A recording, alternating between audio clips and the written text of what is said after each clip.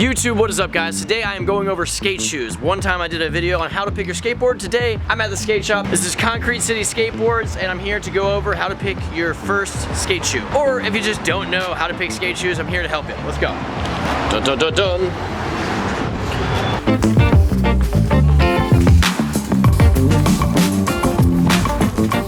Today you are finally, once again, Timmy from Arkansas. It's been a while. Yes, we are back with the dude himself, Timmy from Arkansas. Like I said, this is Konkrete City Skate Shop. Here in Cincinnati, there's a handful of awesome skate shops. Today, this is the one that on the east side of town. This dude is always here. He's a good guy. He helps me film. You guys have seen my videos, but we're both gonna help you learn about some skate shoes. Let's go to the wall. One, I'd like to say that these light boxes are amazing. Yeah. Also, the shrubbery you got going in here is pretty cool too. Timmy the gardener. Timmy the gardener, I like that. Here is like a domination of Vans. We also have some awesome Soul Tech stuff right here, but Vans are a good thing to pick up just because it shows you that there are high tops. Hold it. What are the pros and cons of a high top?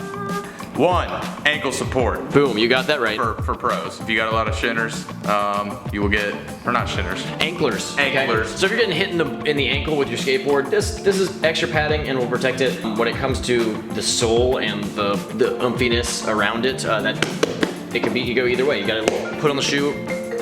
I probably gotta take that. I'm sure you do. It's my mom. Then take it, yeah. You gotta answer your mom. You're in a video right now, Mom. Oh, fantastic.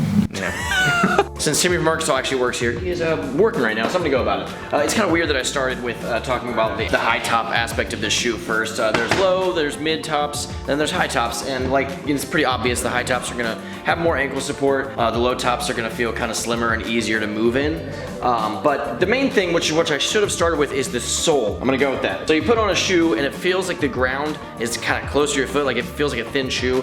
That shoe is gonna have pros and cons for depending on what you're skateboarding on. All right, I'm gonna use S as an example. I ride for S and I love these shoes, okay? This is an Excel Slim. It has a slightly less umphy sole. I can feel my board better, which makes better for board control. You know, flip tricks, technical stuff, manuals, technical grinds, flip ins, flip out. It's gonna be a little easier in a shoe that can feel your board in. Now this right here is the Swift. This is my all-time favorite skate shoe ever. I think it is good. It's like in Mario Kart, okay? You grab Mario Kart, you get Mario and his cart, and that's like that you know it's gonna be a decent setup, all right? This is like the Mario of skate shoes, I swear.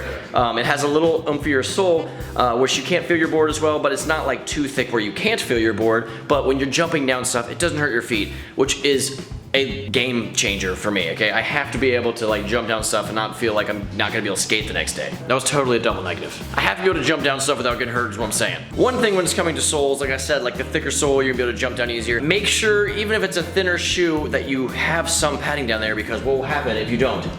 You will become a ginger and have no sole. No, that's, come on. You'll get a heel bruise, and that is way worse than, not to say that was bad. All right, whatever.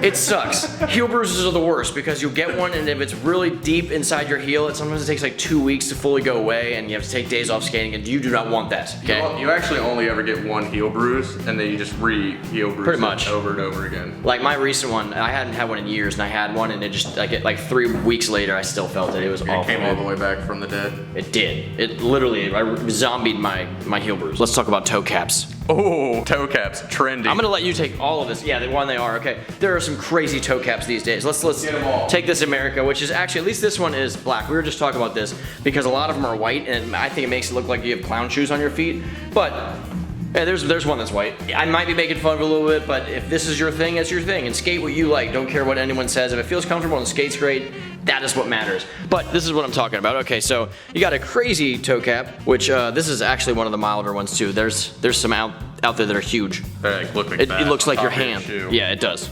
So this is a pretty normal one. This is a classic shape. This one actually goes around the toe, which from your experience, does it actually protect the shoe longer? Okay, for people that do a lot of kickflips, that's you like to do a lot of kickflips, they would help you out. Me, I do more heel flips than kickflips, so for me, that's not necessarily something I need to look for. So when you are looking at shoes, don't necessarily go by other people's recommendations, but think about where your wear and tear is. As for me, mine is more up at the top than down here, so I need to think more about where my laces are gonna be than where my kickflip is.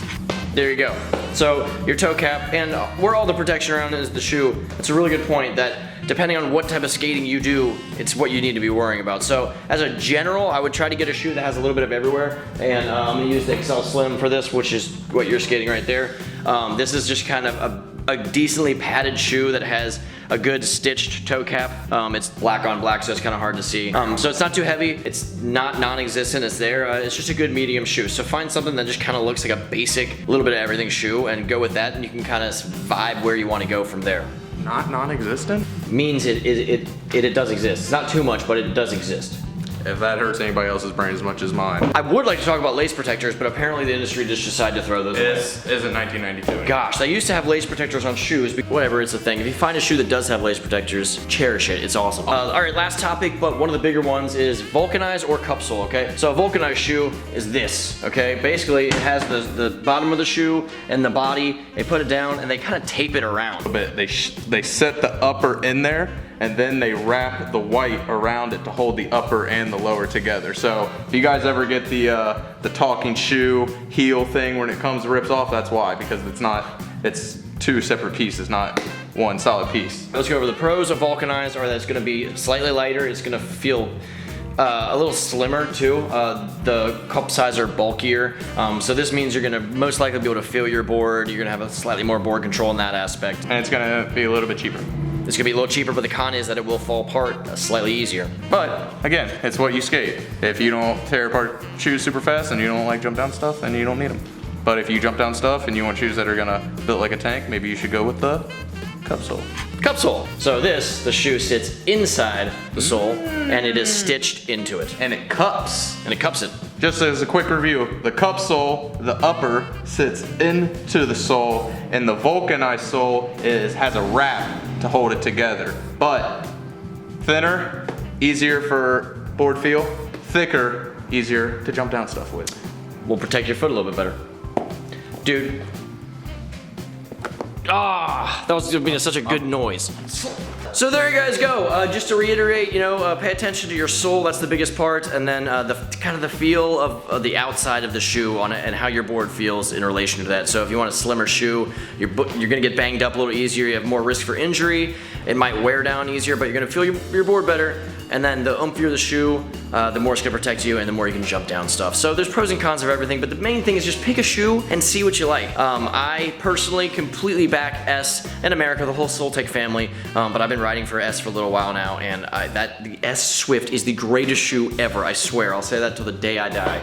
And S, if you guys ever get rid of that, I'm going to whine and complain about it for the rest of my life. So I hope that wasn't too confusing. We were all over the place. I hope that actually helps some people figure out buying a skate shoe. But like I said, just putting them on your feet and vibing them out is the best way to do it. One thing I want to say is go to your local skate shop and buy the shoes there. I always like to preach, give money back to the skateboarders. If you don't have a local skate shop, there are online skate shops ran by skateboarders. I have one myself. TheShredCourse.com is down in the info, or you can come to this lovely skate shop, Konkrete City Skateboards in Cincinnati, Ohio, and say what's up. See me, baby. You'll see me. You might see Andy. You might see me. Who knows?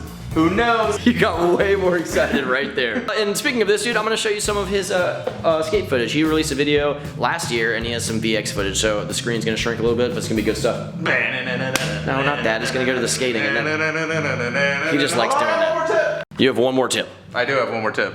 Most skate shop people won't tell you this because they're trying to sell you shoes, and I'm not. I'm here for you guys. So when you first get your shoe, before you even skate it, go to anywhere, get super glue, and super glue all your stitching and make your shoes last twice as long. And if that doesn't work or you guys don't believe me, hit me up personally on Instagram and we can discuss it. You can fight. But I'd bet money on me. I'm just gonna say I would win because I already beat Andy up like 5 different times this week. Nope. Yeah.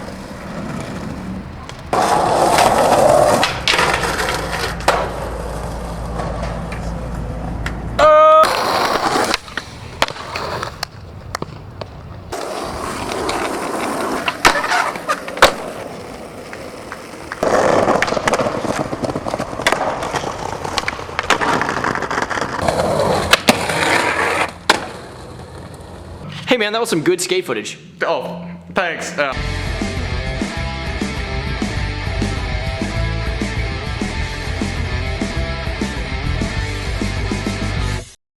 at least I'm a normal name today, kind of. You're Timmy from Arkansas. Yeah, well, people are getting confused in the comments. They're like, who is this guy? What is his real name? I think you're Kenneth in my recent video. What? And then it goes up on Saturday. Yeah, the one we just filmed yesterday, you're Kenneth. Oh yeah, I was Kenneth, wasn't I? Yeah. How's your new camera? Does the record button work?